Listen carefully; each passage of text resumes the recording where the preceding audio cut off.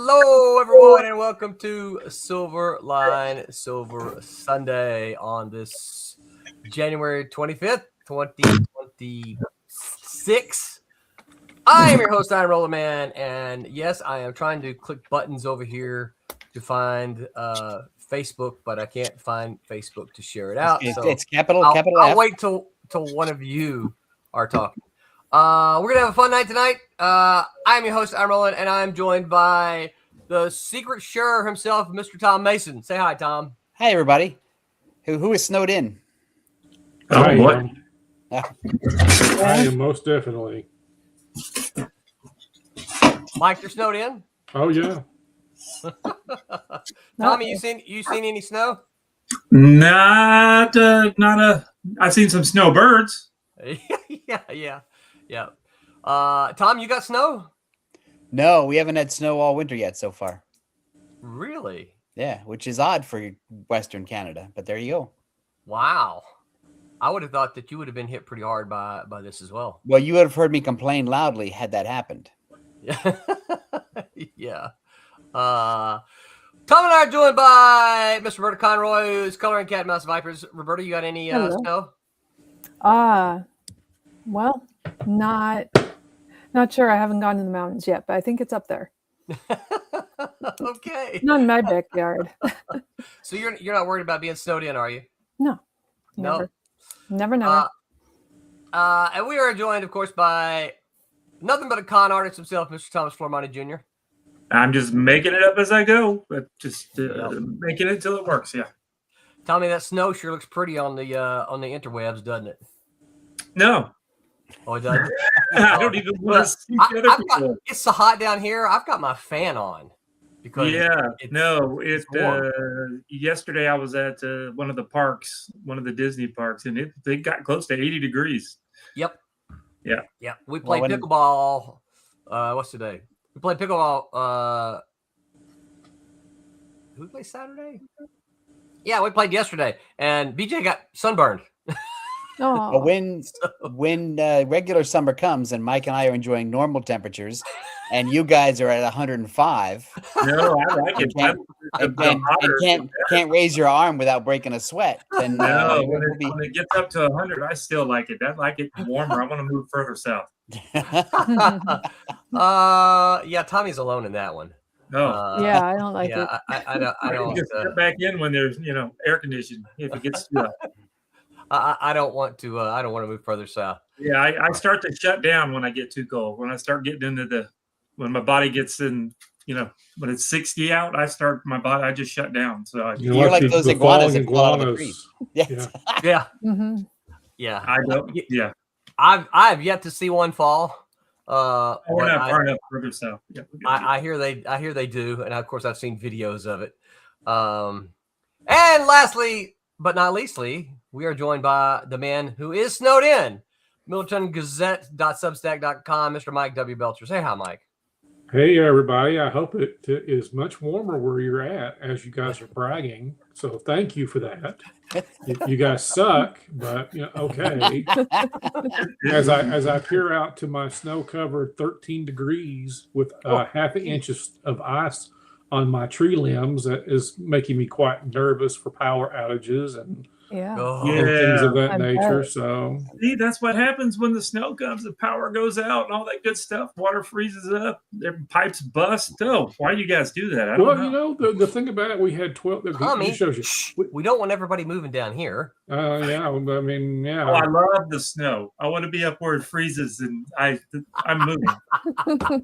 Well, we did have a foot forecasted, and we ended up getting an inch and a half of the snow, but that meant we got the more dangerous types in exchange for not getting the foot. Yeah. We got, like I said, there's every time I hear a car go by, or the snow plow, it's like crushing ice out there, and so no, I like it to be cold. I've said this probably on the show, and I know I've told it to Roland a gazillion times. I love it to be cold right up to the 25th of December, but come the 26th, go back to 80 degrees. I'm fine with it. I like it to be cold at Christmas, but then once Christmas is over, which is the 26th, I'm calling global warming. I'm really wondering why he's not answering my calls. All right. It's like, we're all right. Well, I put in a call to the heat miser, from the. I saw that. That was funny. Yes. From the show. Yeah, we got the heat miser down here keeping us warm. Oh man. Yeah. It is supposed the cold is supposed to reach us, I think, tomorrow night. Yeah, we're just gonna get down into the 40s. I know, right? I'm still playing softball in the morning, which is going to be about 70 degrees. So supposedly. Well, I'm minus 20 wind chills that's supposed to come tomorrow night. I think that's crazy. I'm definitely putting my my happy thoughts out for you guys, hoping nobody loses power, because that's that's like when we get the hurricanes through and the power goes out. I just can't take it.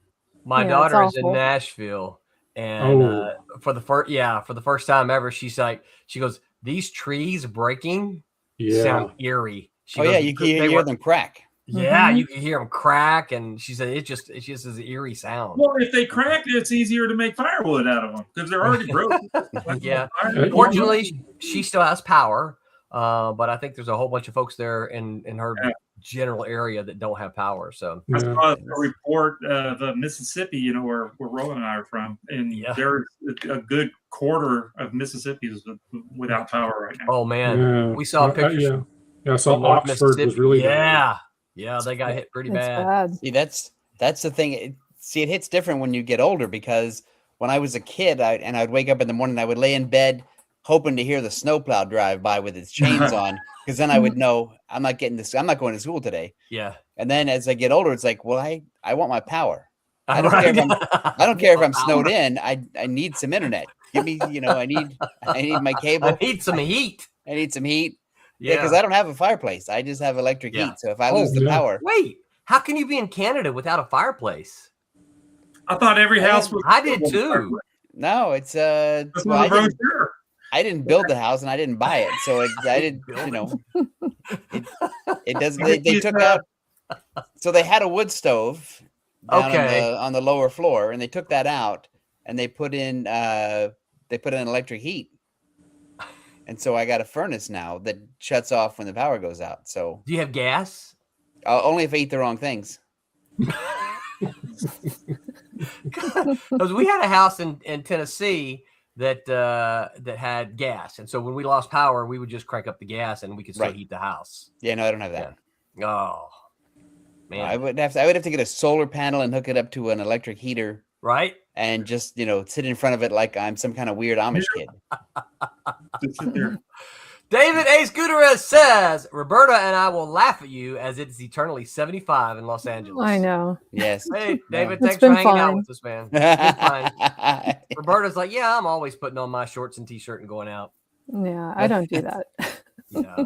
Well, you've never lived until you lived up a holler and hearing those trees fall. Yeah. That is we do have I don't wind. miss that. I don't miss that as far as me being in central Kentucky now. But in eastern Kentucky, that was a huge thing when we would have ice storms. You would hear those trees break, and you would hear them slide down the hills. Yeah. And it was very loud and very disconcerting. So it was not a happy sound. It's like that Johnny Quest episode with the invisible monster where he's walking. Yeah, the big trees are cracking. Yeah. Well, especially, when that happens is it seems like there are no other sounds. You go outside and it's like you go outside on a normal day, you hear outside sounds, right? You hear cars and stuff, right? I don't know what it is. It's just the outside stuff. But when it's an ice storm, you go outside and there's like nothing, right? And so you hear the trees and it's like, man, eerie. Also, the stupid snow will fall on your head if it falls off a tree branch. So yes, you don't want that either. I do like to watch those TikToks of the people. They have all these this big stacks of snow on the roof, and they're up there poking at it, and then all the snow comes down. Not smart. Idiots. David says it's the eerie sound of icy death.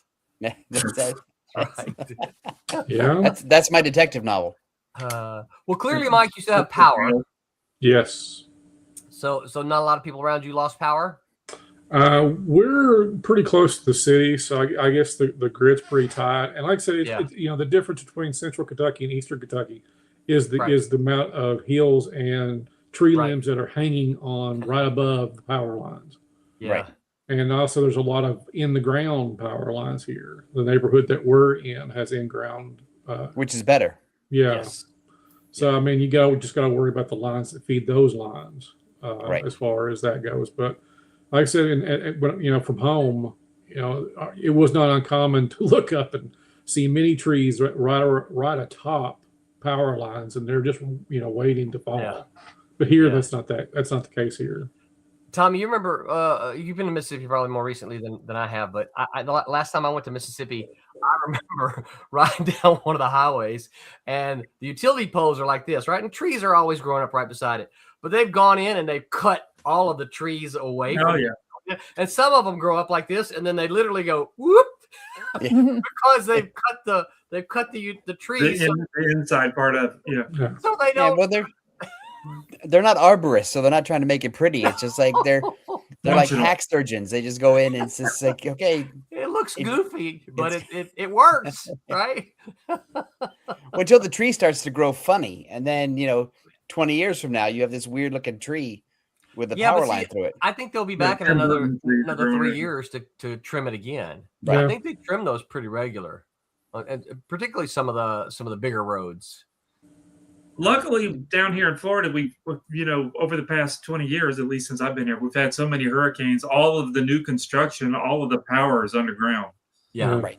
We don't, power still goes out everywhere, but it's not because the lines are breaking. It's because the power stations are out. Right. And then they have to get them turned back on for the most part. Yeah. Fortunately. Yeah. I think all power lines need to be underground. See, and if they were, though, then Richard Dreyfuss would have never seen the UFO in Close Encounters. I don't know. He had the mashed potatoes to work with.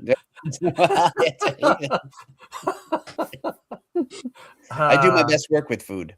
I watched about Devil's Tower the other day about some dude parachuting to the top of it back in the 70s or whatever. That's pretty crazy. Did you know people can?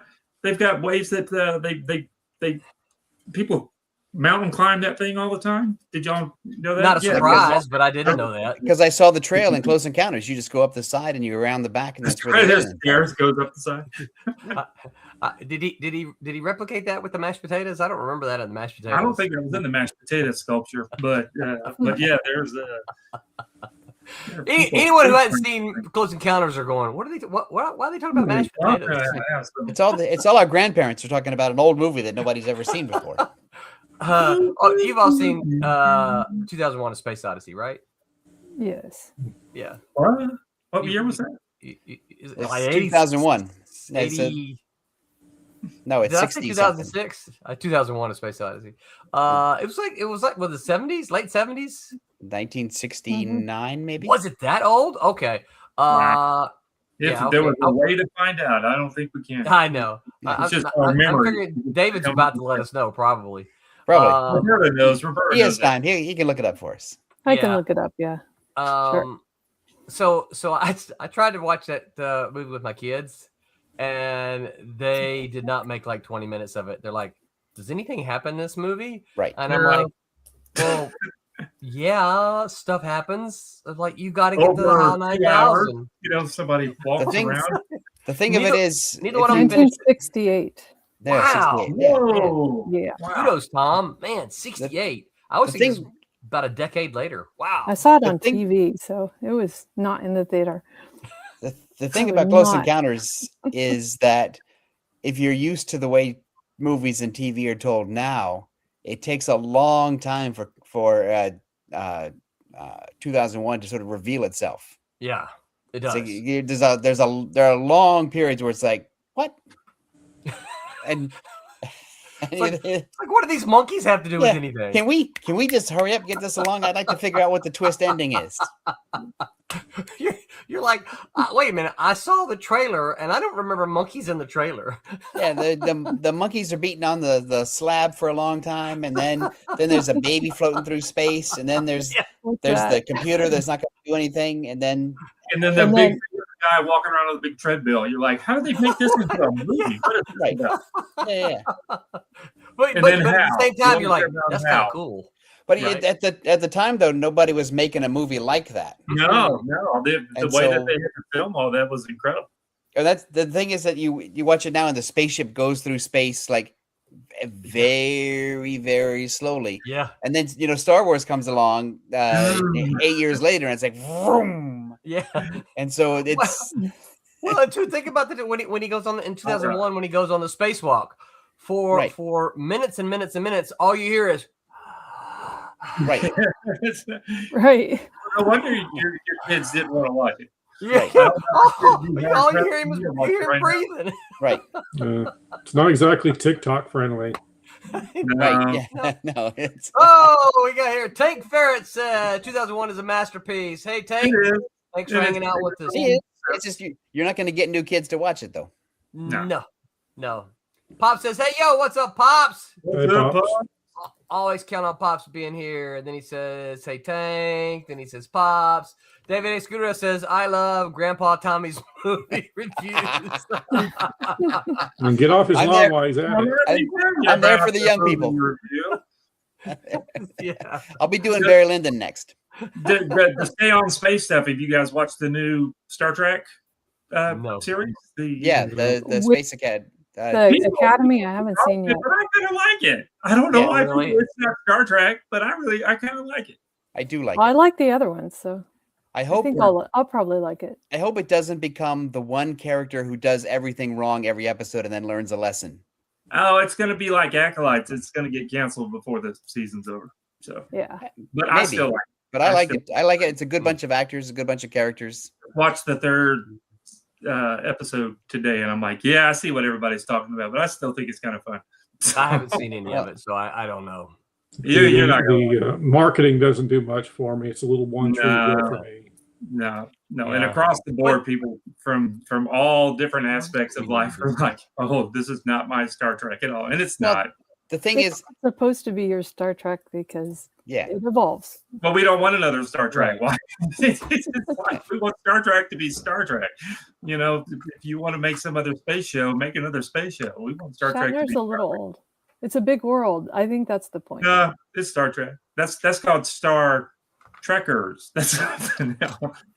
Yeah. I like it though. See, I'm dogging it, but I like it. I love this right here. Tank says, "See for yourself why people say make mine Silverline."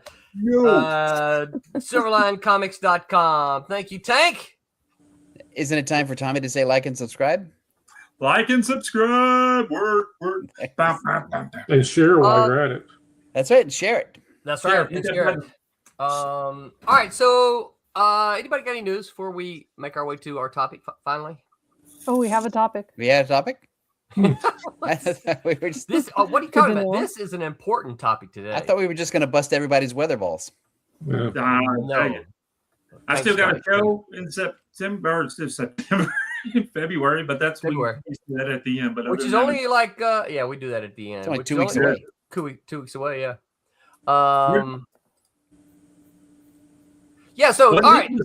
Tonight's topic.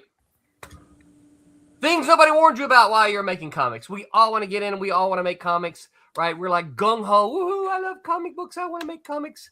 And then you get into comics and you learn things. You learn how to spell word that nobody warned you about. And you're like, why didn't somebody tell me this? Right? Why didn't somebody tell me? Because there's no school for it except the Kubert School. There is no school for it. I'll tell you one of the things I learned about in making comics. I'll go first while you guys think, okay? All right. So, and pretty much this whole panel can back me up because you guys have known me for a long time. I love making comics. I love comics. When I had the opportunity to go to Malibu, it was like a dream come true, right? I was going to. I am not anybody who knows me. I'm not a morning person, but I did not have problems waking up to go to the office at Malibu Comics because it was filled with a group of like-minded people. We weren't all alike exactly. That's not what I'm saying, but like-minded in that we all liked comics. We all seemed to enjoy being there, and And so I didn't have a problem, getting in. Yeah, occasionally this guy would chew me a little bit because, Roland, why aren't your books on time, right? But because you're dealing with answers. But 30 years later now, 35 years later, I can't do the math. I understand now that it came from a good place. Hey, I'm telling myself that. Thank you for that. Because that might not be true. But one of the things I learned is that there is a difference because one of my dreams obviously was to go work for Marvel. A lot of people have that dream. They want to go work for the big guy. They want to work for Marvel. They want to work for DC, right? This is one of the dreams that people have. And one of the things that I absolutely loved about Malibu was that if I had a wild idea, I could take it to Tom, and if I could convince Tom it was a good one, Tom would take it to the money people, all that kind of. And generally, if the consensus was, we're not going to lose money on this, then we would do it, right? Yes. I mean, that was kind of it. It's like, okay, well, if we're going to lose money, probably not going to do it, but we might just break even. Let's do it, right? I love that attitude. I absolutely love that attitude. I saw the shift when Marvel purchased Malibu. There was a very clear, very visual shift in that I could take that same idea and approach the money people with the same basic ideas. And the question became not will we make money, but the question became how much money can we make? Right. And so it wasn't about let's do this because we won't lose money and we like it and we won't lose money. It's like, let's do this if we can make gobs and gobs and gobs of money. But if we can't make gobs and gobs and gobs of money, we don't want to do it. Yeah. And that was, that was a heartbreaker for me. It was one of those things, like I said, that it was one of those really tough lessons that you learn. It's like, okay, I understand why people talk about corporate America now, because it's all geared around money. It's all about money. And Marvel was a public company, so every quarter they had to show an increase in shareholders wanted their money. Right. And early Malibu was just like, I mean, how many times did I throw it back to you and say, Roland, I like this. Yep. But help me figure out a way we can sell it. Right. Exactly. Help me find a way we can make it. It was never, well, except with rare occasions, I would never say that's a stupid idea. Never, no, get out. But it was always, it's like a challenge. Okay, I like the idea. Chris likes the idea. Dave likes the idea. Right. Other people like the idea. We don't think we can sell enough copies. Now, put our heads together. Right. Let's meet again in 2 weeks and figure out if anybody has an idea. How to sell it. We want to make it work. We want to make it work because if we make it work, then we've beaten the system. Yes. Yeah. And so we've managed to make a good book, and because it's two things. Can you make a good book, and can we find an audience that makes everybody money? Right. Because if the book makes money, then the creators get money. Yes. They get royalties, and then our sales go up, and then the retailers are happy, and they'll order more books, and it's a good cycle. Yeah. And also, you want to get a reputation for, well, at least we did. We wanted to get a reputation for being what Scott used to say was being rebels. It's rebels. Like you never knew what stupid thing we were going to do that nobody else was doing. Because Scott is the image of a rebel. Yeah, isn't he though? a guy in tailored clothes with $100 haircuts and drives a Jaguar, and the total rebel. Yeah, and so that's the thing. You want to figure out a way to make money. Yeah. And so for me, I think that's one of the warnings is that people come in and they say, "Oh well, Marvel and DC." They want to make good comics, and it's like, okay, well, I'm not saying they don't want to make good comics, but that's not what it's about. It's about money. It's pure and simple. It's about money, and you can't fault them because that's what they are. You can't look at the beast and go, oh, I'm mad that beast is a beast. Right? Why did the scorpion sting me? Right, exactly. I was just trying to pet it. And the thing is too that corporate like Marvel and DC have a very narrow lane. Yeah. And if you try to pitch them something that's outside that lane, the answer is just like, no, it's outside the lane. Dark Horse will still do stuff that's outside the lane on occasion. Right. Image is different because it's creator owned, and they have many different lanes. Right. IDW has a very narrow lane. Nick Brucci at Dynamite has a very specific lane. Yep. And I think Ben Dunn has kind of a wider lane. He does, yeah. But it still fits with it's still sort of a Ben Dunn. It's a Ben Dunn Antarctic Press comic. That's right. Yeah. Even though the lane is wider. Yeah. And so I think it's just, I don't know where I'm going with this, but that's my answer. It's a good answer. David A. Scooter says Malibu had startup flexibility. Yes. Yeah. And we always looked at it as it was a game. It was a puzzle. It's a problem to be solved, not, well, this doesn't fit our narrow lane. I mean, there's some stuff we turned away because it was just too weird and too obscure. Right. But we always viewed it as a puzzle. What do we need to sell more? Do we need a special cover? Do we need a bag? Do we need, do we need foil? Do we need a hologram? Do we need toys? Do we need whatever? And then we try to figure. Yeah. Do we need to put a hole in the middle of the comic? Yeah. Like somebody shot it with a gun, and then that's pretty cool. We'll do any of those things because the greatest thing for me was going to a convention and having people just go, "The hell were you guys thinking?" and then tell them we increased sales 3 times by that. Right. And then they would go, "Whoa, I don't understand it." And so good, because we'll make more of them, and you won't. Right. Because it's and also I think it's that kind of thing is fun. That's the point. It's fun for everybody. Yes. If you can go in the office and get like 10, 15, 20 people to go, man, shoot a hole in the middle of a comic. Let's do that. Then that's all we talk about for like 2 weeks. And then it finally comes out and it's like, damn, there's a hole in the middle of the comic. And so that's crazy. It's crazy, but it works. You see people picking up and looking through it. Look, right. Yeah. This isn't right. Because the thing is, I mean, we all know this office work is a grind. Yeah. And it doesn't matter if you're making comics or you're making widgets or you're pushing paper or you're selling insurance or whatever. It's still a grind. Yep. You got to be there every day. You get told no a lot. You don't really get a chance to be weird and creative. So when you get a chance to be weird and creative, it's like you want as many people on board as you possibly can. Yeah. So yeah, those of you out there who like your dream is to go work at Marvel Comics or DC Comics because you want to work at a place where they love comics, just no one warned you about it, but we're here to warn you about it. It's for them. It's all about making money. So if you can show them that whatever you got is going to make them money, then they might listen to you. Otherwise, probably that's not the team you need to be playing on.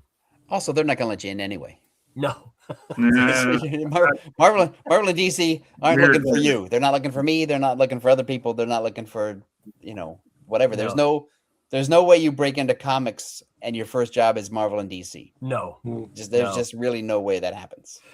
Back when we guys were still in the office, Marvel and DC used to have a submissions yes, editor. They did. You can no longer submit directly to Marvel or DC. They don't take submissions anymore. No, and they don't do portfolio review, and they don't have people come by the office to look at portfolios, and they don't have anybody. Nope. It's not a thing anymore. It's gone. Like you said, they don't want you. No, the portfolio review is the internet now, and you put your stuff online, and you network with people online, and they find your work online, and if you're successful online, you might get an invitation from Marvel or DC to come in. And that's the key, and that's sometimes I think hard for. Here's another warning in it. We just happen to slip in this way, right? Because creative people have a tendency to be introverts. Not everybody, but they have a tendency to be introverted, and so they don't want to go on social media. They don't want to do all this. However, as Tom just said, they're going to look at your social media and they're going to see if there's 2 artists. Let's just say they're equal, right? They're exactly equal. Not one of them is better than the other one. but this one has, like 500,000 followers, and this one has 500. They're going to go to the 500,000 follower one because they're going to go, hey, we can make money. We want that audience. We want that audience. That's exactly what it is. And that's what the world is now. Yes, and it is. So, and I also think that a lot of people, I think it's been sort of beaten out of people now, figuratively, but people always believe that they're going to be discovered by Marvel and DC, and that it's like a lottery ticket. I'm going to track down an editor at the San Diego Comic-Con. I'm going to show him my stuff, and I'm going to walk away with a job or whatever. And it's like that. No, that almost never happened in the past, and that never happens now. No, You really got to be, because I've talked. Well, we know 2 editors who used to work at DC, and they always said, we look for people on the internet. Yep. We go looking for their accounts. We go looking for their social media. We go looking for their followers. Mm-hmm. And, if it comes down to what Roland just said, if it comes down to 2 people who are equal and one person has a large following and they're very active and those people are, it's a viable audience of buyers, that's where they'll go. Yep. Because they want to bring, it's why movie studio people and TV people go after comic books. Yeah. Because they want that perceived audience. It's already got a built-in audience. Right. There used to be a thing where back when we were doing the black and white comics, where studios would call us up, there was a number where it would be like, okay, if your comic was selling 1 million copies, then the studio would look at that and go, well, that's 1 million tickets at $10 a piece. So that's already $10 million in our pocket. Now that's a stupid formula and that's a stupid argument, but that's how they would think. Yeah. And so, because that was the only math that they could show that would sort of, guarantee a green light for a movie. And that's the way these people think. How big is your audience and how can we maximize that for our profit? Yeah. So. David Ace Gutierrez says, here's what I learned. You have to just draw and write all the time, even when it sucks and you don't want to, and it's the least fun thing to do in the world. That's what nobody warns you about. That's right. That's what you nobody warns you about. Yeah, put in the time. Yeah.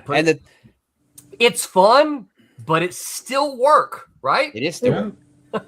Because you have to do, if you're doing a regular comic, it's a page a day. Mm-hmm.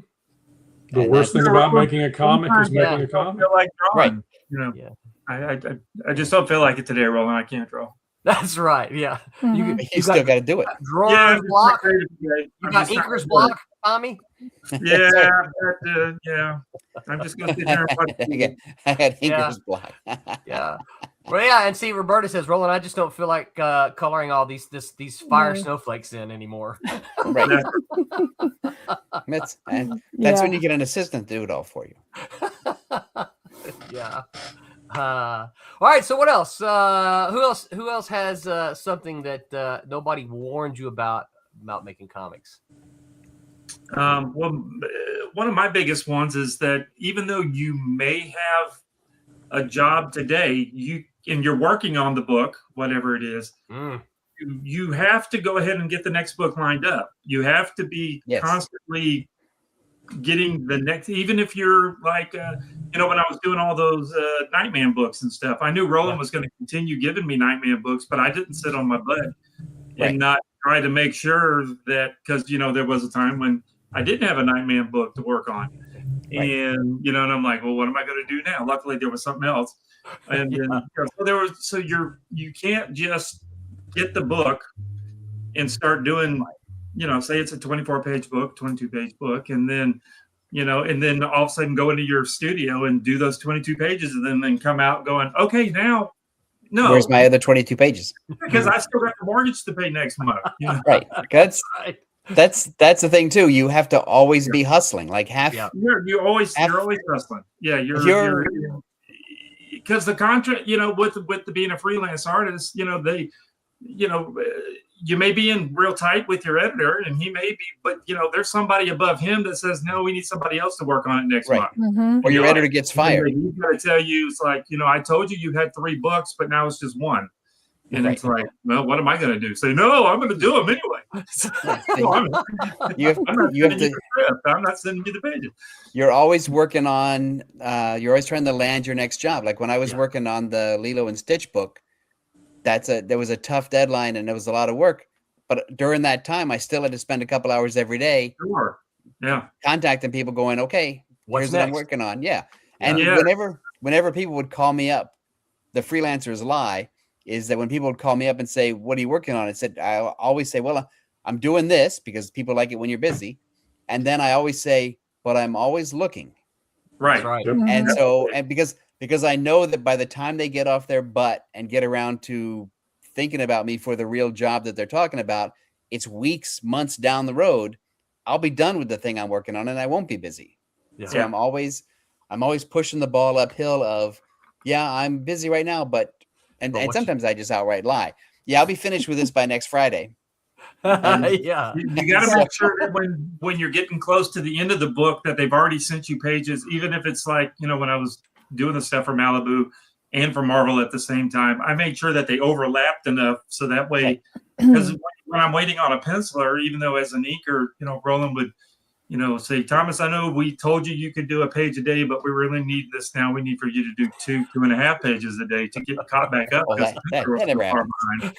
That never happened.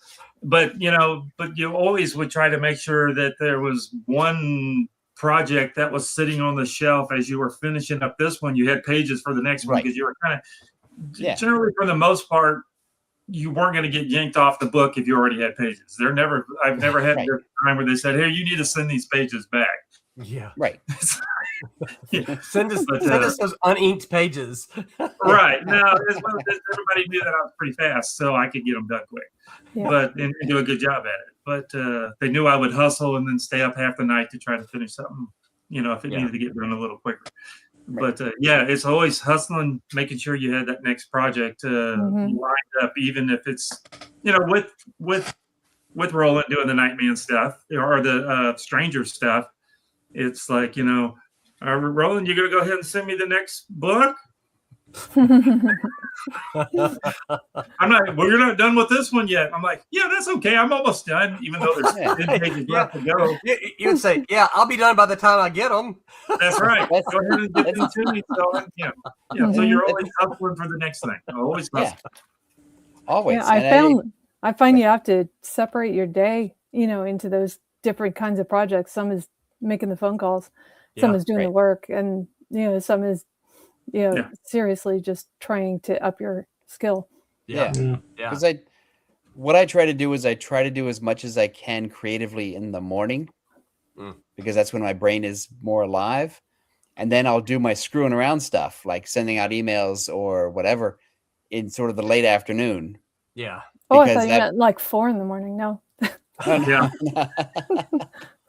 Because what'll happen is if I do all my busy work in the morning, then I'm too pooped to be creative. True. And so I want to do the creative stuff while I'm the freshest. I don't know if you have this issue, but like sometimes I've noticed you get started on a project and it has its own momentum and you don't really tire out and you lose track of time entirely. Yeah. And I'll do that. And then there's projects that are tougher and require so much more thought that you have to figure out what's my body rhythm and what's the best time to do it. Right. Yeah. I find those are hard when you get your home office, studio and you tell your wife, husband, whoever, give me another hour or two. Let me try to, and then you look up and you go, it's 4 o'clock in the morning. Because you get into a groove on stuff. Yes. Yeah. And you don't want to stop because if you might not be able to catch that again. And I still need to ink 2 pages tomorrow, and it's 4 o'clock today. Well, it's not unusual that I'm swapping messages with Tommy at like 1, 2 o'clock in the morning. Yeah. My thinking is like, what are you still doing up? Roland knows I try to cut it all off about 12 o'clock, but there's some times where I just try to get something done, and then I don't realize what time it is because I can just wake up and turn the TV off and start just doing work, and then it's 4 o'clock. Well, Roland's like Santa Claus. He'll come down the hallway. He goes, Tommy, you know you have to be over at the Kablam office at 9. And I'm like, it's 4 o'clock. What am I doing?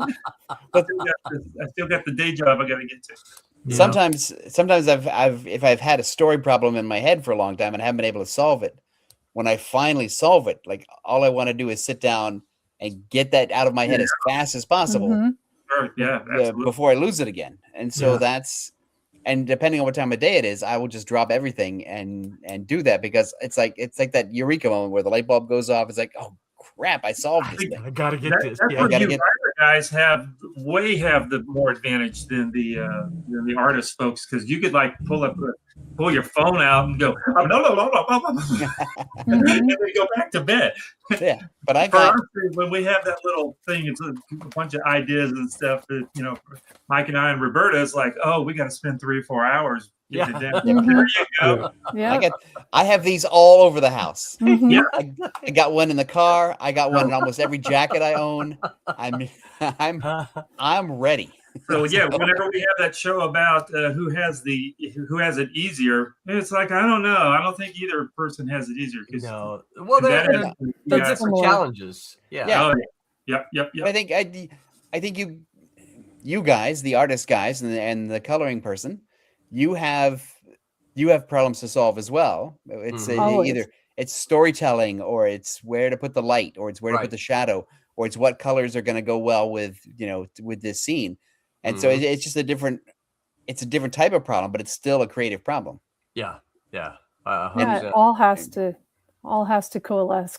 And I mean, I don't know about you, but sometimes in order to prevent blood clots, I just have to get up and walk around. And just rethink stuff. Time hurts. I need to get up. Yeah. Well, I don't want to get the creator's hump or whatever it is. Yeah. Well, I still think what Mike said when we were talking about that several months ago. He said he sets an alarm and just gets up and I think that I need to do that. I think that's a great idea. Is to There's get up apps and for make that. yourself. Yeah, I know, but that would mean I would have to have my phone and on your computer apps. Yeah. Ooh. Computer will do it. Yeah, your notifications. Okay, that could be a game changer for me. When I had a day job, and I was also freelancing, and I would get up an hour earlier than I would normally get up, and I wouldn't shower, I wouldn't dress, I would just go right to the computer, and for that hour I would just type. I wouldn't answer emails, I wouldn't look on the internet, I would just type, and then I would start my day at the regular time, and I would put away that hour's worth of work. You had that whole night sleep buffer in your brain of what you were ready to go. Right. And just get it right out. Well, then in the evening when I got home from work and all my family duties were done, I could sit back and sort of look at the stuff that I'd written that morning and sort of get ready for the next morning. Yeah. So there was always, and that's sort of how I managed having. You could upload it so that it would buffer at night. Right. Yeah. The thoughts in your head, let your brain work on it. This part back here that's asleep. Yeah. And then leave stuff. We've talked about this before. Leave stuff unfinished. Yep. So that I'm starting in the middle of a half done thing when I wake up the next morning. And so you're sitting there in the morning with a blank sheet, going, "What am I going to do?" That's the worst. Is the blank sheet. No. I think one piece of advice, that I never thought about before getting this kind of job was that if something is constantly bothering you because you can't figure it out and you can't solve it, you've got a million different other choices to work on. And it's amazing how easy that same problem will be like an hour later. Yeah. Yes. Yeah. Because right in the middle of while you're doing the other thing, all of a sudden your brain will click and go, "Oh, that's how to fix it," and you can jump right back over. Real simply.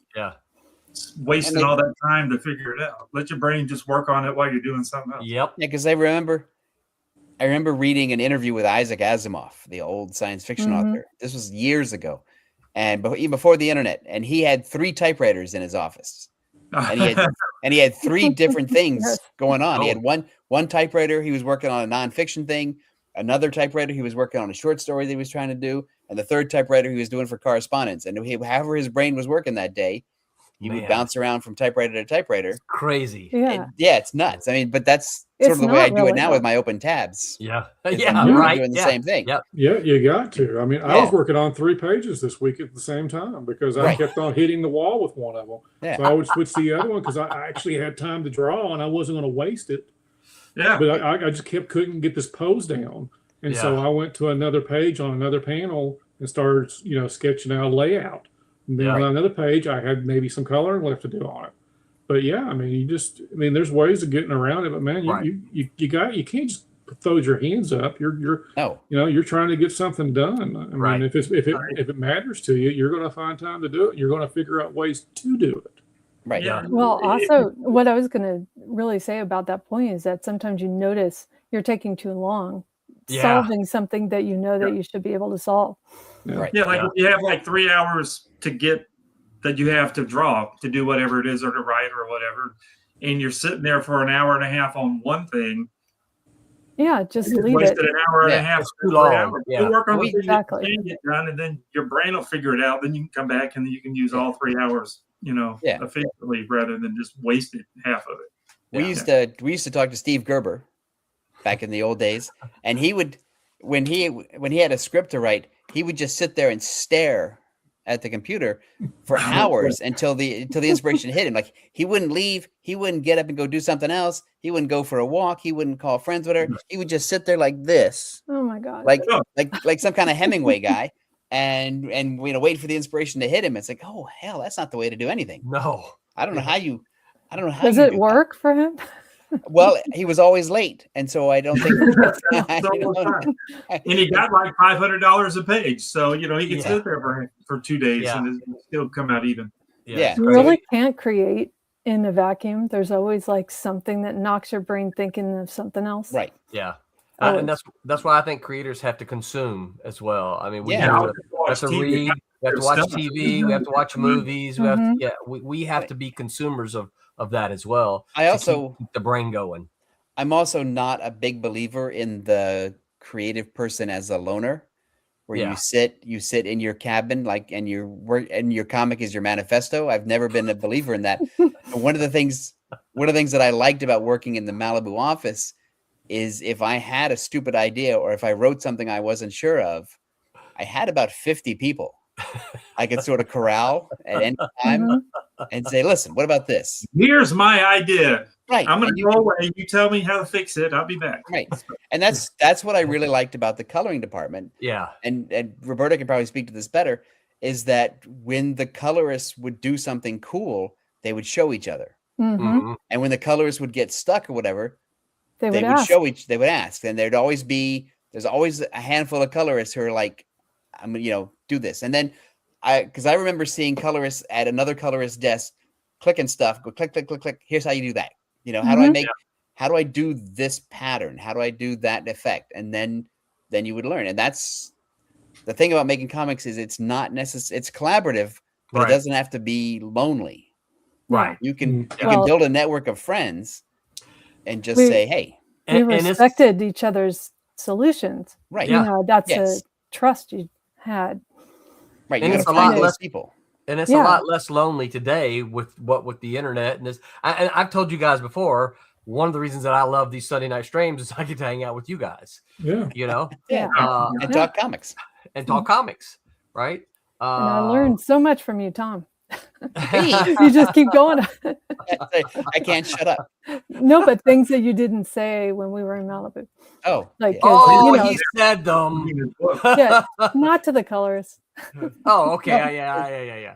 No, it's a great perspective. I would never badmouth the colors because the colors are the last people in the line. They're the savers. They rocked everything. We had the deadlines. Yeah. Well, because the only problem I ever had was the only ones that actually did the deadline. I won't call anybody by name, but there were some who had the tendency to be too dark. And what we would try to explain them, and Tommy knows this from printing, is like, no, yes, it looks beautiful on your screen, but when it goes to ink on the paper, this is going to darken up. And there was one in particular, I was always say, please lighten that up 10%. Just lighten it up 10% for me. It looks beautiful. I just need you to lighten it up 10%. What you should have done, Roland, is when that guy, girl, whoever left, you should have went into his office, turned down the brightness this on was his before monitor. before I knew how to do any of that myself. Right. I knew what the problem was, but I didn't know how to go in and do it. But the thing is, you could just show the printed comic. Yes. Yeah, but some people don't get it because, I mean, we've got some until they see it. But you can. Well, also think of it at the time, we were still not that sure what Photoshop would do. Right. Yes. Yes. Yeah. No, and so, they would do something like burn, and you don't know how dark it gets until you eyedropper it. Yeah. You have to take an eyedropper and find out. But I would always say, please lighten us up 10%. Exactly. Just 10%. Just like don't change anything. It's beautiful.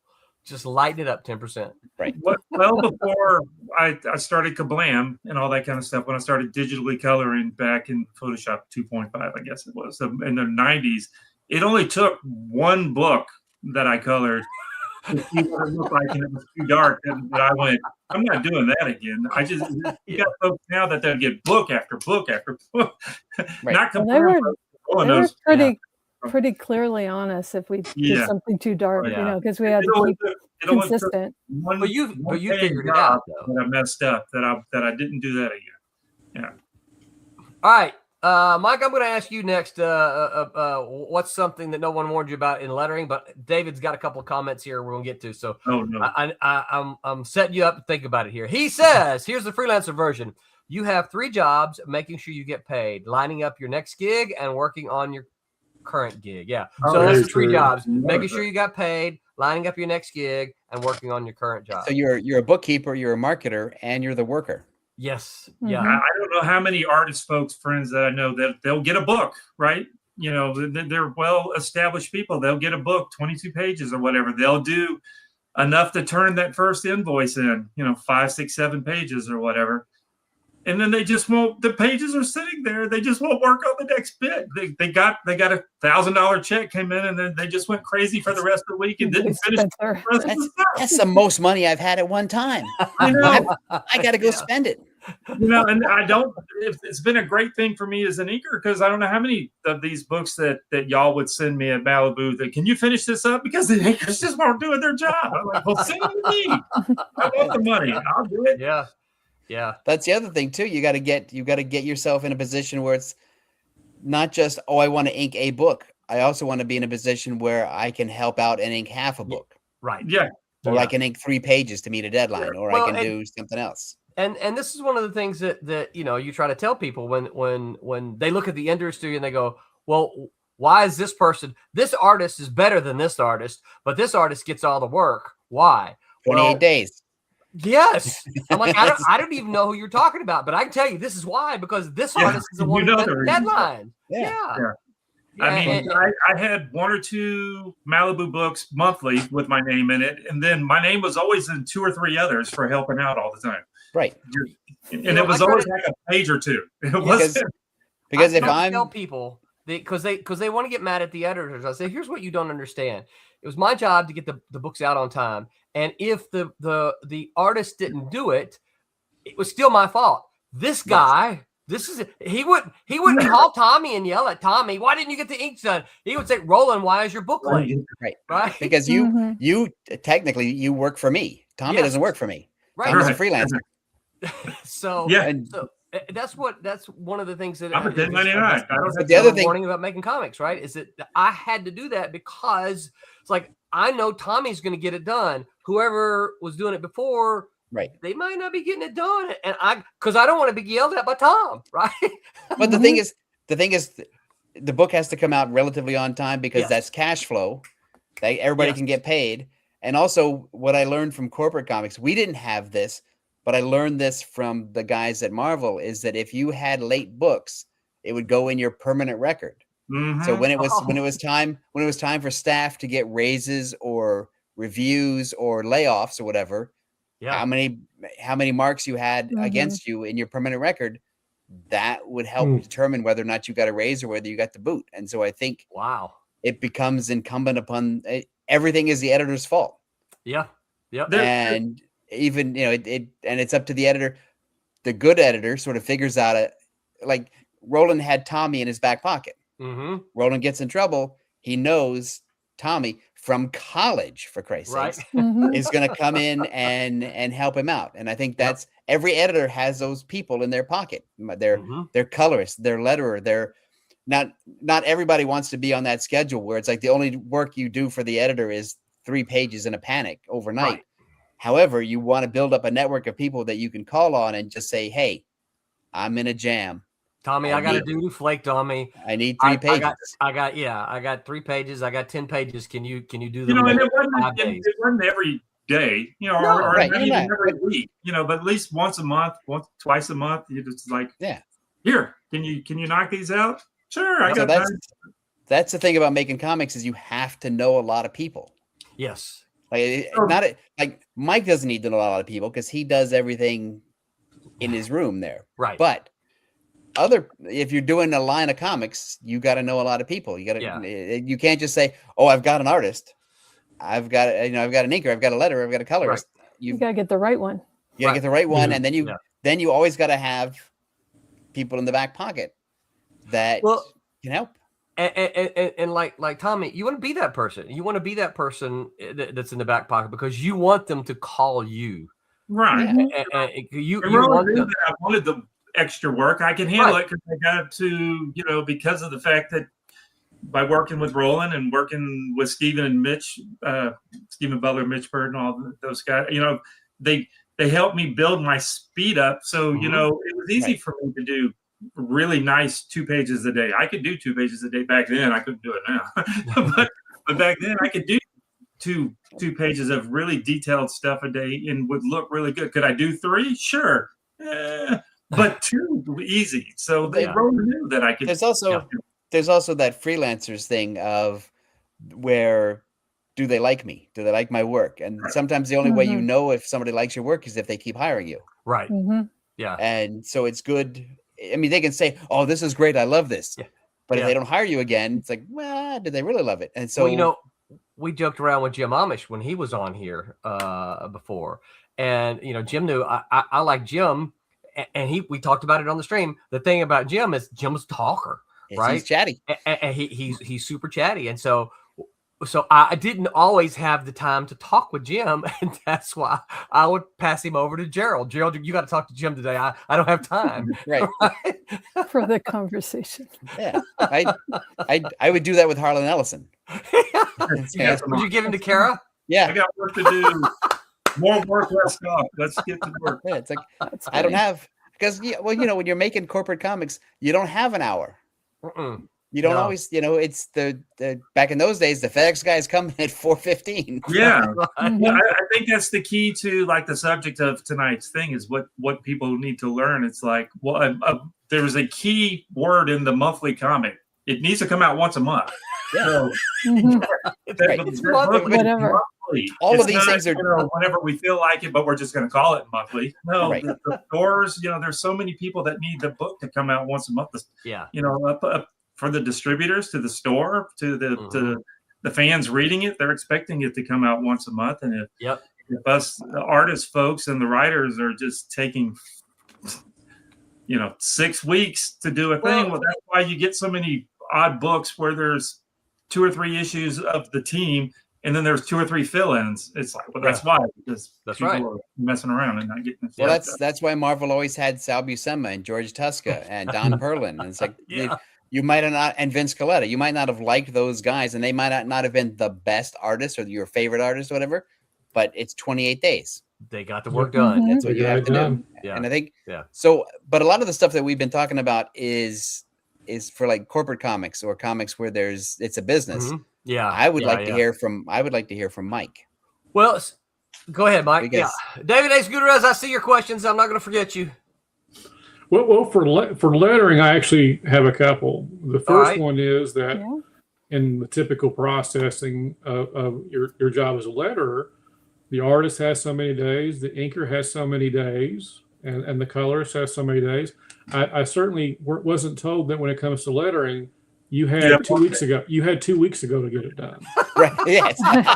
Yeah. So that usually when it's get to me, it's okay. We really have to make up that every guy that was late on this. Yeah. That means you don't have the time to do this. So how fast do you think it's you going can to get it press done on last Friday week? and it's Wednesday? So Mike, let me ask you a question. Because we don't letter them the same way we used to pre. You did the lettering before. Sometimes I did the lettering before, after the right. We would letter them on the page. If everything was on schedule, they were lettered on the page, right? Right. Yeah. So therefore the letterer wasn't the last one. The letterer is pretty much the last guy to touch the pages now.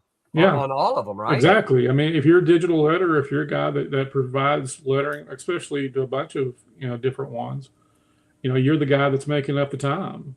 And like I said, that's something I wasn't really warned about as far as indie comics. I don't necessarily think that would have been a problem. I mean, it probably is nowadays, still in professional, in the mainstream. But I mean, I'm sure you're still having to make it up somewhere. But I found that I've been usually when I'm approached to do something. Oh, how long do I have? Well, if you get it done by the weekend, I certainly wouldn't mind. It's like, well, okay, it's talk about that. Yeah, but it's to be understood. I also think that, and I don't know how. I'm sure I know how this happened, but there's an idea that because the lettering is now digital, that it's somehow faster, right? And that you shouldn't need as much time, and so we can sort of screw you over by dumping it on you at the last minute because he's fast, he can do a book in 2 days, so we're just going to give him 2 days, right? So but I think the thing is, just because you could do an entire book in 2 or 3 days doesn't mean that should be your schedule, right? Because that's a full lot of work for 2 or 3 days. Well, you're talking 11 pages minimum, right? At a 22-page book, maybe 11, 12, 13 pages. Yeah, that's a lot of pages to do in one day. And it depends on the script. Without you eating or going to the bathroom. That's right. Yeah. Or working your other job. Exactly. That's the reason, like I said, I do lettering at night. I don't typically do it during the day during my job because it's a lot easier just to do it on the couch when I'm kind of trying to relax, because I can do it kind of depending. But if somebody says, well, we'll give you a rush fee, I mean, I'll do it. I've certainly not been proud enough to say I won't take it. Right. But that's something they don't warn you about.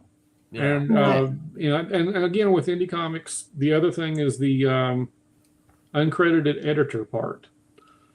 Because I have certainly learned that in indie comics, and again, with the mainstream, you guys have editors, or we had it's the way it works. But with indie comics, it's a little bit different. And so you find yourself as a letterer, either you're expected to be the editor, or you're wanting to be the editor because what you're putting on the page is so ineligible. It just so illiterate. It's not even funny. You're the spell checker. That's grammar checker, spell checker. Also, I think they go. I was just saying. So estimate roughly how many independent comics ask you to also edit as you letter. As they the ones that ask me, I will point out, say, well, these scripts need to be complete. Don't give me something you're expecting me to fix, because I don't want that responsibility. Right. And you're not the writer either. I'm not the writer. And when and a lot of them will understand that, but then when you get it, you're kind of wishing you said yes. Because again, a lot of guys that are writers for either they come from another approach, or they're not really per se writers to begin with. They're just kind of they're doing their dream job, or they're doing their dream project. And you're sitting there thinking, okay, I have just counted 100 words and there hasn't been one thing of punctuation in this entire paragraph. And that's the first 2 panels, right? That they put in all this dialogue. And it's the smallest panel on the page. Yeah. And then you're trying that's to my favorite. So you're kind of sitting there scratching your head. Okay, maybe I should have said yes. How small of a font am I supposed to use? Yeah, they don't seem to understand that. So that was kind of unexpected especially when I started really doing a lot of indie comics. Yeah. and having to read this stuff, because then you're having to explain. And then what's really funny is the guys that sometimes I'll change something and they don't even see it because I can't let it pass. I mean, honestly, I'm not telling people that take out my services that I'm a sucker for wanting to help somebody out. But if something just looks so bad or so horribly written, I'll rewrite it, and then I'll either be prepared to defend myself, like saying, "Hey, as a reader, I think what you gave me was a little hard." Yeah. And then, like 9 times out of 10, they've not even noticed it. It's like, you didn't care. I actually changed that whole, Here's paragraph. the corporate answer But for you. it could be that's how they saw it in their head. So when they Right. see your fixes, it's like, well, this is just what I wrote. Well, Yeah. Tom probably remembers this, but here's the slightly corporate answer for you. We had someone take the script and compare it word for word to the lettered pages. Yeah. And that's because we had a letterer on staff who wanted to be an editor, didn't want to be a letterer. They wanted to be an editor, and they changed things frequently. Now here's the thing, right? So Mike, you and I have known each other a long time, and I don't remember very many specifics, but I know occasionally you've said, "Hey, Roland, what about this right here?" And I'm like, "Oh, yeah, cool, yeah." And I don't remember any specifics, or I might have said, No, I want to keep it that way, right? Leave it left up. That's what I want. We didn't get that in the office, right? And so we had literally the script and the lettered pages, and we were going for it over it word for word. Yeah, because he wouldn't tell us when he was doing it. He would not tell us, and he wouldn't. That's wrong. He wouldn't And come and ask. we're in the building, for Christ's sake. Right, not that far, right? And yeah, so we had to do that. But the thing that amazes me too is that a lot of people who are just making their indie comics, they don't understand how many words can actually fit in a balloon that can still fit on the page. Right. And so I find a lot of the younger, newer comic book creators are still learning about writing book. You don't need all those. Right. Writing comics is not the same as writing. No. And so you've got to figure out a way to, and it's not to fit your story into the balloons that are available that can take up the space. Right. It's not like a 60s or 70s Marvel comic where the caption says, and the Hulk, throws the tank into the cadre of soldiers, and Hulk's actually saying, Hulk going to throw this tank into the soldiers. Right. That's double work. You're forgetting that you're working in a visual medium, and that you don't have to put all that in. Don't write what I'm looking at. Yeah, you show, don't tell. Right, and streamline it as much as you can, because the thing that you should be able to cut out the most of is the words. Right. Yeah. And the other thing I think they don't fully understand that like in a film, right, you can look at the picture and it doesn't move any, but there's a lot of words that said, right? That's film. And so the same thing doesn't apply to comics. Just because you got one head in the panel and that's all that's in there, that doesn't mean you can put a lot of words in it, right? Because you cover it all up. I mean, I love Claremont's X-Men, but it's a wordy book. Yes. Oh my gosh! Yeah. And Orzechowski should have gotten combat pay on some of those issues. Yeah, because Claremont was working from a novel perspective sometimes. Right. And I can see why he and Byrne sort of came to loggerheads at some point, because he's covering up Byrne's art. Right. Yeah, you always hate seeing all this work that you did in the background and then balloons over everything. You're like, I didn't have to even draw that. I could have had 4 pages done today if I didn't have to draw all that stuff. Well, a lot of 80s comics look like that. Yeah. And that's the advantage of the comics actually being lettered before ahead of time. Yeah. But because that would save, right? That would save inking and coloring a lot of work. If you I don't have to, there's a great big balloon here, I don't have to ink and color all that. Right. Now it's done. Now because it's basically a separate layer, you still have to color and letter and ink every bit underneath. of it. Yeah. I've meanly put down as small font as I possibly can if I think the thing's overwritten, just because I mean he wanted me to put it in this panel and I'm putting it in the panel. Yeah. I think that's one of the things you're reminding me of. One of the things I missed when I was doing a lot of coloring and not knowing what the words were because I wasn't given it. Right. And then seeing how much of your work is covered up and gone. And it's just, I wasn't prepared emotionally. Like, oh. I did a beautiful thing here in the corner and now it's gone. That didn't happen with any of these, did it? No. Okay. No, I learned over time. Nothing I said applies to Silverline, by the way. Okay, that's good. I'm glad to hear that. I was going to ask you that off the air. No. That's the thing too, and we've talked about this before. Is you have got to let everybody know. Well, this is a nighttime scene, and this is a daytime scene, and this is because as we've discovered, that doesn't always get translated over to the other people in the process. No, it doesn't. And it should.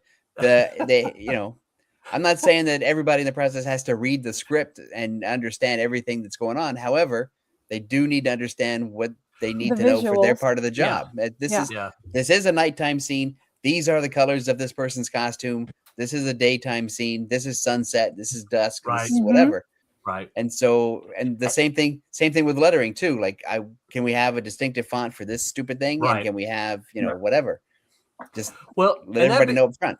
And I think that's even more important now the way we do things because the coloring is done before the lettering is done. Right. I mean, again, going back to Roberta, she can look at the art and she can say, "Oh, this looks pretty. I can tell what's going on here." Blah blah blah. But she doesn't know whether it's daytime or nighttime unless the sun or the moon is clearly visible there, and it's not always the case. And so that was something that I kind of learned early on. It's like, oh, you know what? These aren't lettered pages. Roberta needs to see the script, or at least needs to have access to it. Mm-hmm. So I she can't can tell look you at it. how many different things the script is solved for me as a colorist. Really? Yeah. You wouldn't think that it's not all relevant, but when it solves a question, such as time of day. Yeah. Remember I got in touch with Steve Englehart back doing the Nightman. I remember that. He sent me the script a bunch of times because I didn't know what some of the stuff that was going going on. Yeah. Like, oh, okay. Is that a gun or a bar of soap? Right. I don't know. I need to know that. Yeah. Well, there was one time with Pete too, wasn't it? You're like, what is that? What was it? What was the one, Tommy? It was something in the rafters, and you were asking me, what is that? And I'm like, I have no idea. And I can't remember if I was the writer or the editor on it, but you and I were having this conversation. I'm like, I have no idea what that is. I don't. That's the great thing about the internet now is you can just ask right away. It's like you can just text.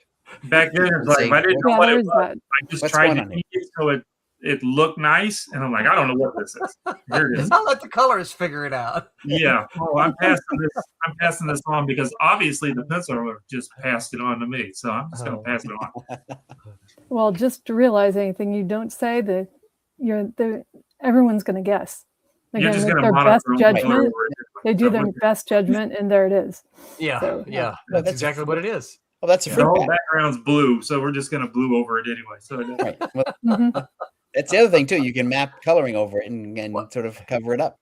Yeah. Well, and I remember in Trump's too, Tommy. You remember this one? You're like, "Hey, Roland, look at this background.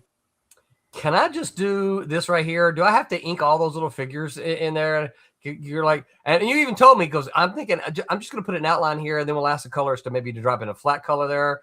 And I'm like, yeah, go for it, man. You remember that? Yeah, I don't remember. Well, yeah, I do remember saying that. Somebody did something that they were just put. They did a George Perez scene essentially, and they had every one of them drawn in. Yeah, apparently they were penciling it on the iPad too, and they zoomed way into like a 600 thing. They were drawing. No, you would.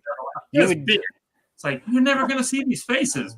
And your colorist thanks you for that. Yeah. Oh, yeah. So I'm going to be the printer. I'm going to be printing this thing. I know you're not going to see it, so I'm not going to ink it. But if you treat it like a movie shot, in the crowd scene that's way in the background, you see that you don't see everybody's individual colors. Oh, They don't understand that because they're not important to the story necessarily. Right. So they're all fuzzy and grayish, bluish, or whatever. You just need to know what crowd is there. Right. That's it. Yep. Yeah, why can't we do backgrounds in comics like we do movies in comics where we put the bokeh thing, like, it's out of focus. It doesn't look good. Yeah, it doesn't. Well, so I don't have to do because people don't have line art. I was going to say, I have seen some comic books do that. They'll take the art and blur it in the background. Yeah, but I'm overly focused on trying to figure out what it is. Yeah, me too. And that's and I'm wondering, why did they blur that? Was the art bad? Right. I'm thinking there's naked stuff, and so I'm trying to figure out. That's when you squint. Like, right, you got to get real close to the page. When you do pay for HBO or whatever, and you get to those channels that are all screwy looking, I can see naked girls. But also, and if I do that, then I'm out of the story, and I don't want to, I don't want to do that. Yeah. The idea is that none of this too fancy. None of this stuff it shouldn't be so fancy that I'm trying to figure out what I'm reading instead of enjoying what I'm reading. Right. Mm-hmm. Yeah. So that's the other big secret. Yep. Yeah. Yep. Hey, I've got a question. Hey, Tommy, what didn't they warn you about printing indie comics? Do we have to? We don't have enough time for that, do we? That's a topic. Give us a couple big ones. I didn't actually hear the question. I was drinking agua. What didn't they warn you about printing indie comics? Well, that's all that we print for the most, well, I mean, not for the most part. I mean, that is all. That is what you do. Yeah. Yeah. I mean, there's been we printed a couple of Marvel DC things that were specialized one-off things. I don't know why they would send us stuff. Every now and again we get some, but no, it's all over the board, and actually Barry and I had this conversation the other day. You guys ask, what are you reading nowadays, comic book wise and stuff. And it's like, I love comics. I just don't go to the shops anymore to look at stuff because by the time I'm done working 9-10 hours, I just don't want to look at comics anymore. So I've already seen so many. It's not that I don't want to go buy my Spider-Man and all that kind of stuff. Well, you're surrounded by them all day. You see them. You see page after page after page all day long. And then not only am I printing them all day long, I'm proofing them. I'm looking at them. People aren't doing their files right. All that kind of stuff. Boy, we could just have a whole show on Tommy's Angry Comics. Yeah, but it's still. There's some days where all the books are just perfect, and Barry and Jennifer will be like, man, this is a great day. Every book came through, and then there's some days where we don't print anything because every book is messed up, and we can't print it because we have so much pride. Even though it's got a button, as you guys know, because you've been to, when you submit to your book to Kablam, it's got a button that says that this book is print ready. Print what I send you is basically what it has on there. Right. Yeah, but if I printed some of the stuff, you're gonna want your money back, and of course, so we're, we pride ourselves. We make some people's books run late because their books aren't ready. They gotta work on them a little more. Get them fixed. Not the content and all that stuff, but just the files that they prepare. Pre-press issues. Yeah. Which is funny because you have a template and everything is the same size and everything has to fit in the template. So it's like, Tom, people know better than we do. It doesn't matter if that's my favorite argument. I know better than you do. You know how long I've been in this business, kid? That's right. Yeah. This is my third comic. That's right. Do you understand? My mom says this is perfect. And the crazy part about it is we've got people that we've been printing for, because we've been doing Kablam for 20 years now, 20 some odd years. Crazy. Man. We have, we're still getting books from those people that have like user number of 50. We're still getting from those. We're still getting, from the people from the beginning. We're up to 40,000 some odd users. That means there's 40,000 some odd people that registered, right? It's not just, people that have gone to the site. So we've got over almost 40,000 registered users. But you got some of the longtime people that have 200 or 300 books that they've printed with us. Well, all of a sudden, they just forget what they're doing. They'll just send crap. It's like, what's wrong with you people? They just forget what they're doing. You did 50 books perfect, and all of a sudden you're going to argue with me that you want to send the file the wrong size. No, I know what I'm doing. You've printed this way before. And it's like, no, every book that you've done has been right till now. Why all of a sudden? Because when we were at Malibu, we had Jim Chadwick design a bunch of original art boards that we would print and send to creators, so that creators would know this is the border, this is the bleed area, this is where you're off the page. So stay within the rectangle, right? And we would still get stuff back that was wrong. Mike designed something to fit the Kablam template for us for Silverline, and then I send it to all the all the folks who start to work with us. That here is our template. This is what we're going to use when we print. It's straight from the. I mean, Mike used the Kablam template and formed and built it for us. And what if I have a better idea? We can do anything from a manga size book to a magazine size, right? Anywhere from small to big. Anything in there is fine, but every page has to be the same size. So you can't have one that's this size and one that's this size and one that's this size and the one that's this size. Because the way that the imposing part of it works is they got to marry the pages side by side to the print. And if they're all messed up, then it's going to get all wackadoodle and go nuts. The machine. So I'm on myself here, because sometimes what I'll do is with Tommy and Kablam, I'll send Tommy the cover first, because often I hey Tommy, make a foil thing for this, will you? Right. And so it's a larger size sometimes, and because I forget, I send him the full size cover. Right now, often Tommy won't even tell me. He'll just take it and fix it and do it. Well, because I'm not keeping that file around for the print version. I'm just demoing the thing out. That's what I do, though. I grab that file and then I grab the book file and I put them together. And then as I'm previewing it, I'm like, that page is big, and all the other pages are small. I'm like, okay, what's wrong? I'm going to call you out on it when it comes, because when it's time to print it, I just want to pull it up and print it. I'm not. One side of me is fixing something as your buddy. The other side is, this is Kablam. I'm not worried about you. Your file's messed up. You better fix it. I ain't got time for that. I got 30 other people behind you wanting their books. You need to go fix your book. But the one thing that we are doing that's kind of cool is, and I have, and Barry and Jennifer, we've been sending messages out the past 2 weeks. We've got a system now that we're developing that's going to make it so as you load in the pages, it's going to tell you what's wrong with the pages, and you cannot submit the book until your pages are correct. That's cool. That's good. Oh, that's going to save you a lot of time, I bet. It's going to save minutes. There's going to be so many more books shipped, quickly compared to the way that it's been going for the past 20 years of us. Is it in the AI voice of my mother? Because that would be awesome. Get your pages. These pages are all screwed up. What is wrong with you? Oh, and double page spreads. We've talked about it on the show. People just want to argue with you about double page spreads. Oh, it's on page 9 and 10. I'm like, well, it can't be. So that's where it's at. That's where I want it. That's my favorite. Well, Roland and I've talked about this again and again and again.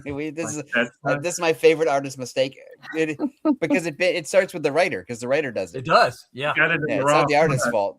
Or you'll get a stapled, a saddle stitch book, which is a stapled book, right? It's a pamphlet stapled in the middle, and they'll send you, one page, not enough. And I'm like, well, we'll have to put in a blank if you're not going to send me. Well, I don't want a blank. It only has 19 pages.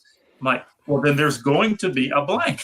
It's like, no, there's not, because I only drew 19 pages. That's crazy. That's not going to happen. Nobody warned you about that. No, that's which is the other thing about comics, is you learn by doing, I think. Yes. And so you. Oh no, we've got folks that have been doing this forever that still get the page counts wrong, and that's double page spreads in the wrong places. And we call those people idiots. Yeah. Where's my soundbite, Roland? Yeah, where's it at? Here, where we? Yeah, but I think we call those people stupid, though. Yeah, see, we had one.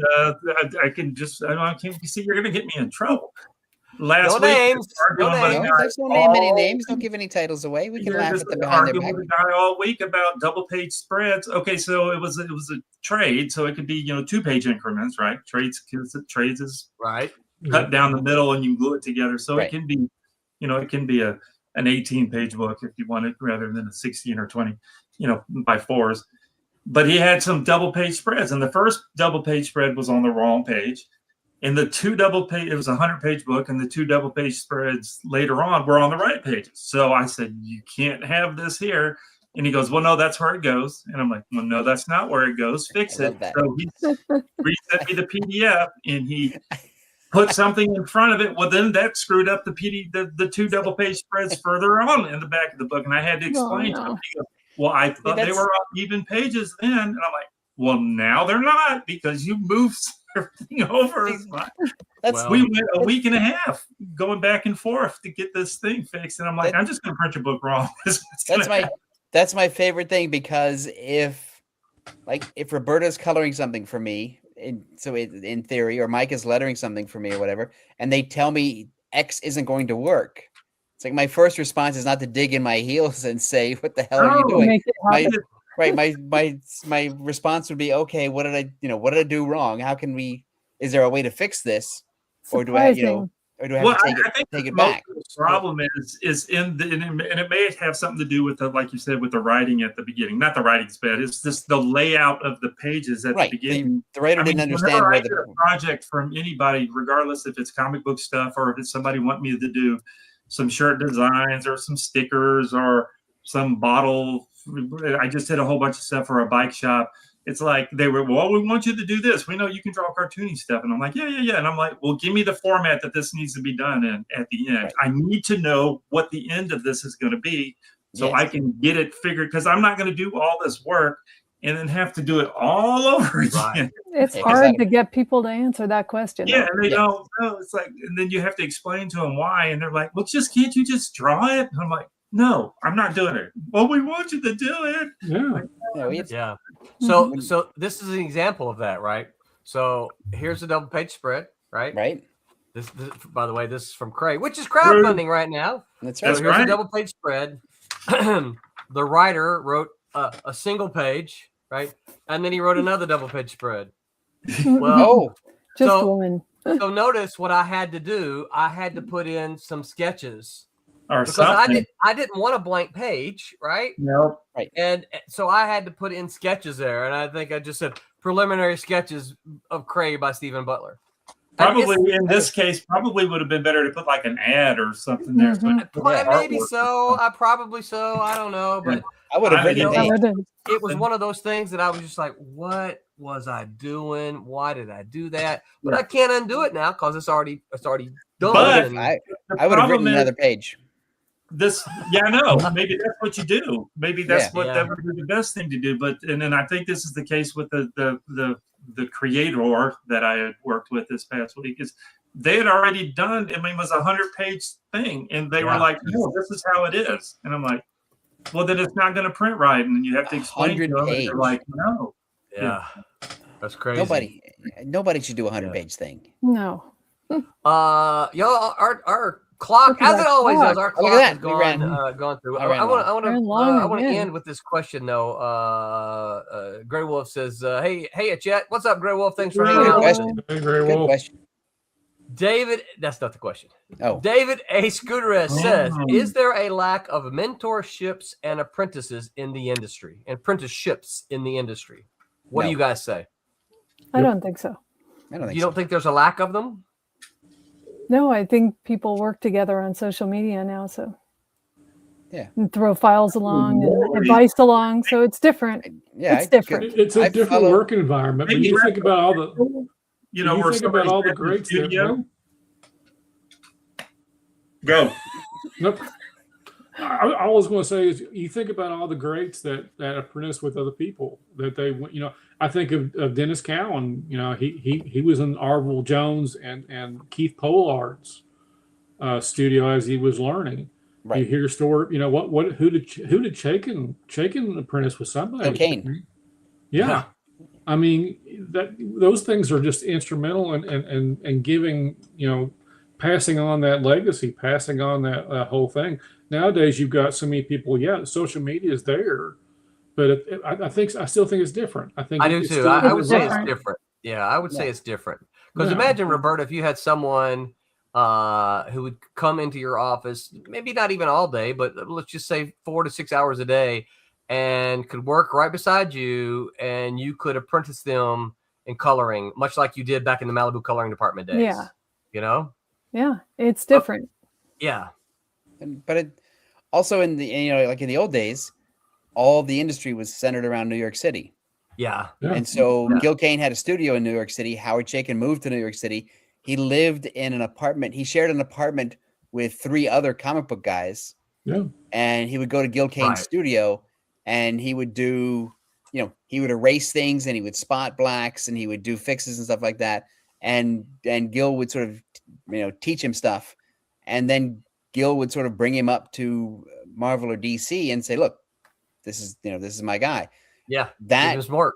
Right. The industry can't work like that anymore. Mm-mm. And so there really isn't a place for an apprentice to come into the house and learn. There are a bunch of artists that do band together in a studio. Yeah. I know a couple who have, there's 3 or 4 of them that share a house or share an office or whatever. Right. And they do that, and they sometimes will take in, let's say a kid. Right. And to do the office work and to do other stuff. But it really isn't like that magical time from the 70s. Right. And I don't think it's going to go back to that. And I will say this, I think for the overwhelming, at least for my experience and from what I know, I think the overwhelming bit of the industry is very generous with information. Like even before I went to work at Malibu, even before I was an employee at Malibu, Tom and Chris, but I talked to Tom more, was incredibly generous when I would, not know something or goof up. Tom was generous in trying to say, well, Roland, here's how you do it. Here's how this is done. Here's why we do this. Right.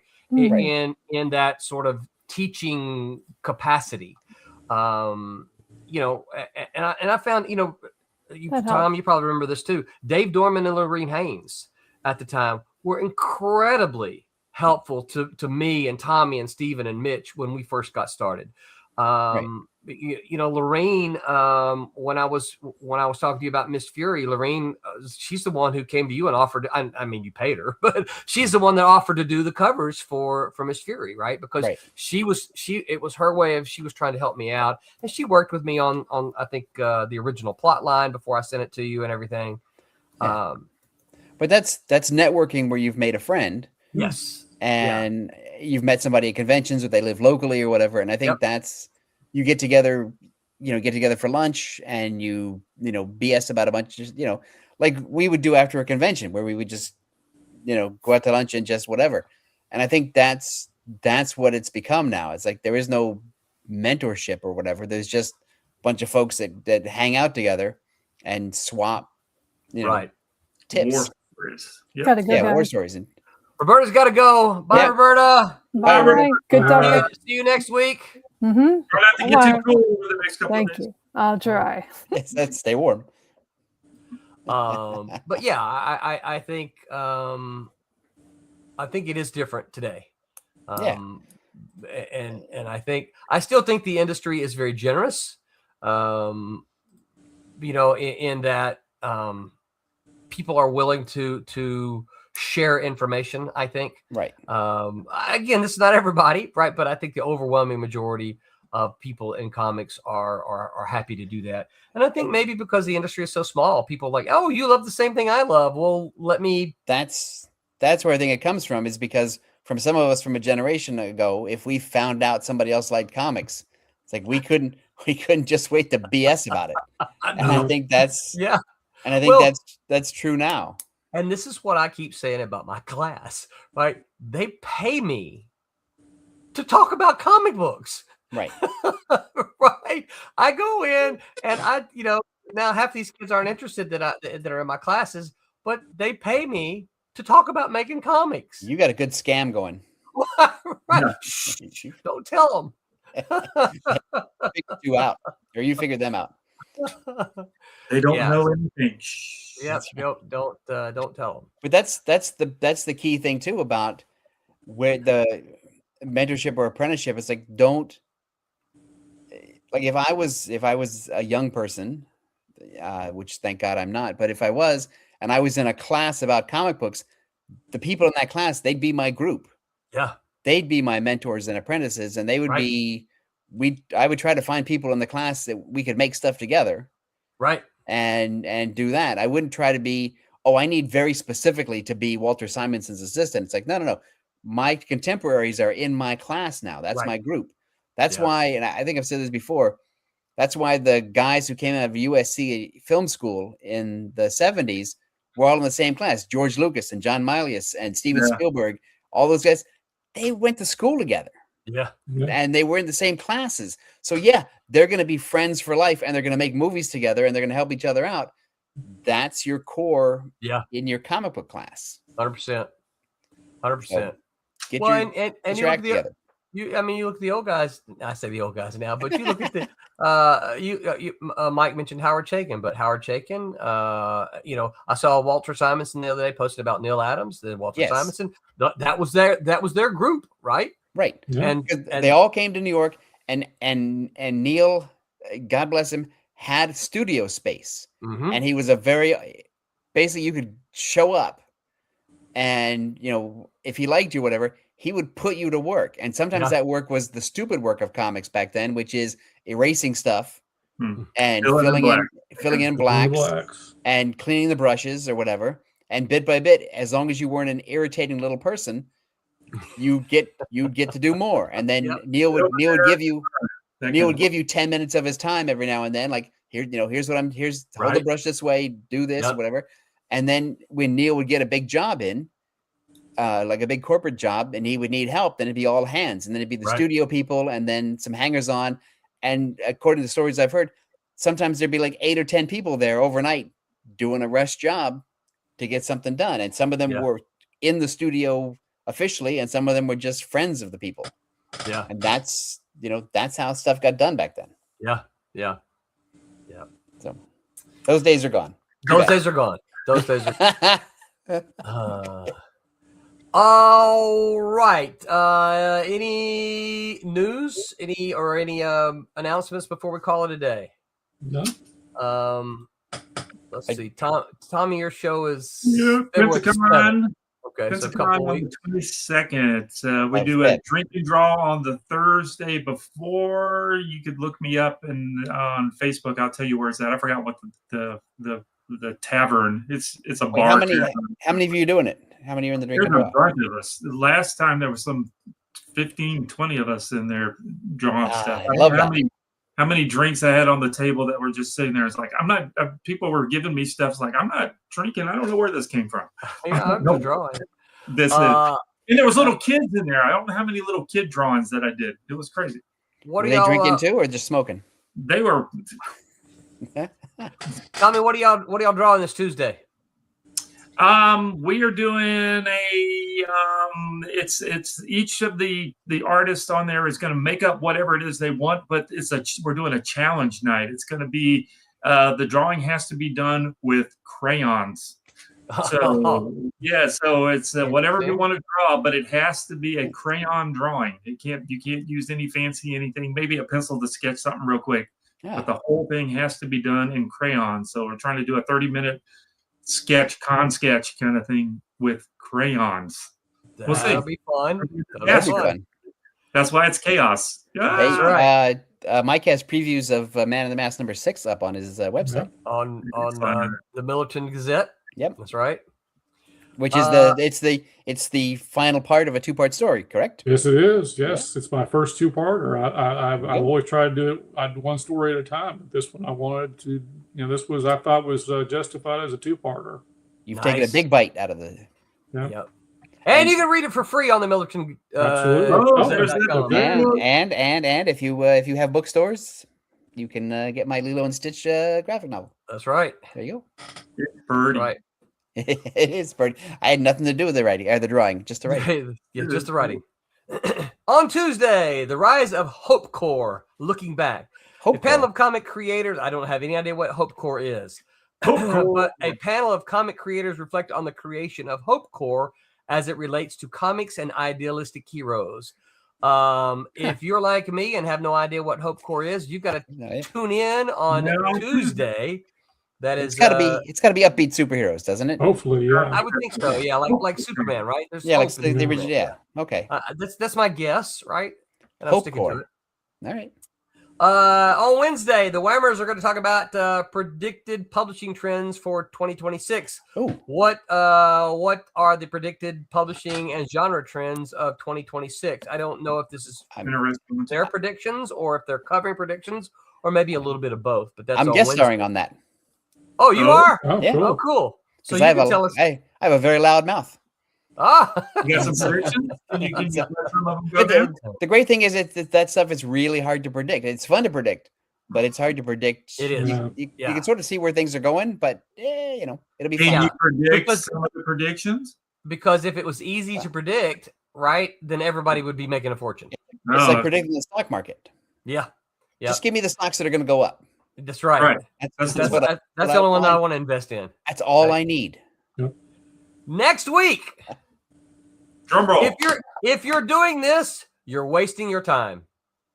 Independent comics are everywhere today. Technology has made making it easy for anyone. We're going to talk about the things that you're doing that's wasting your time.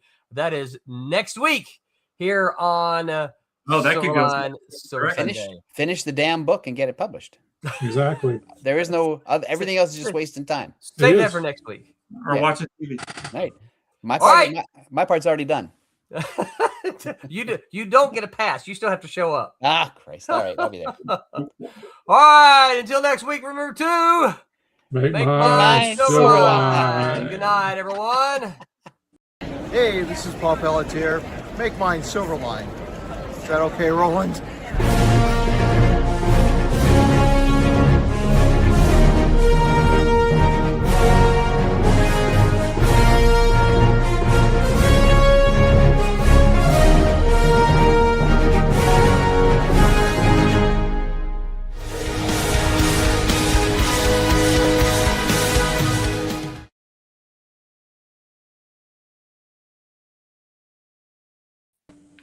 Well, that was